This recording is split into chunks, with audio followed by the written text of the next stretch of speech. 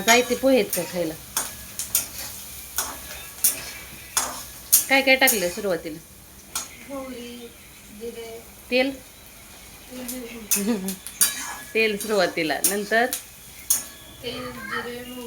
हा एवढं टाकलं का? अगोदर मोहरी टाकले का जिरे टाकले? अगोदर मोहरी टाकली का जिरे टाकले? हा, सुरुवातीला मोहरी टाकायची. मोहरी तडतडून वर आली का नंतर जिरे टाकायचं.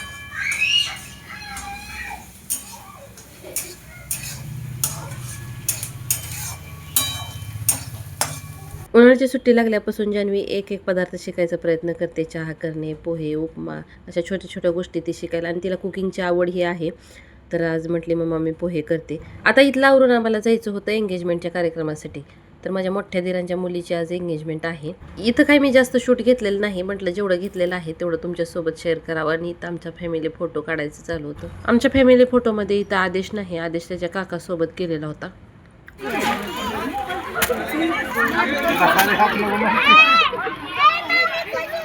तू येते काय?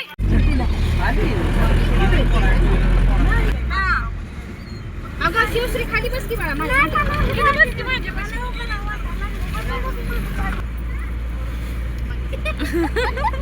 आणि आता कुठं निघाला? आता चाललो घरी पुरसाळेला.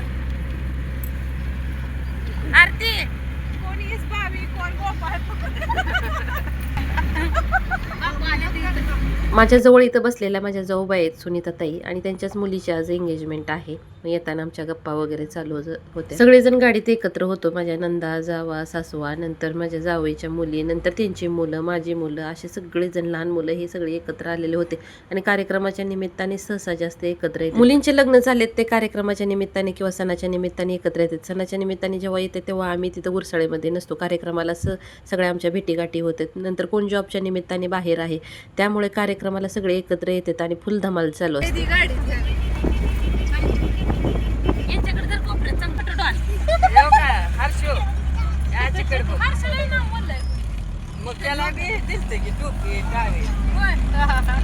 आदेशला पण दिलं होतं वाटतं.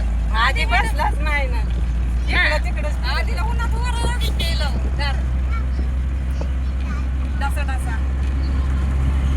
हॅलो ऐक की पर्स आहे ना माझी. एंगेजमेंट एकलासपूरला होती ना. एकलासपूर पंढरपूर पासून जवळ आहे. बोलत बोलत कसं आम्ही पंढरपूरमध्ये पोहोचलो हे समजलं सुद्धा नाही. आता इथं आम्हा सगळ्यांना सोडून हे पुढे गुरसाळ्याला जाणार होते. आता इथं गाडी उतरलंच नाही. लहान मुलं हे आहेत. म्हटले जास्त वेळ लागेल एकदा उतरलं का, म्हणून इथं बसून पाणी वगैरे सगळ्यांना दिलं.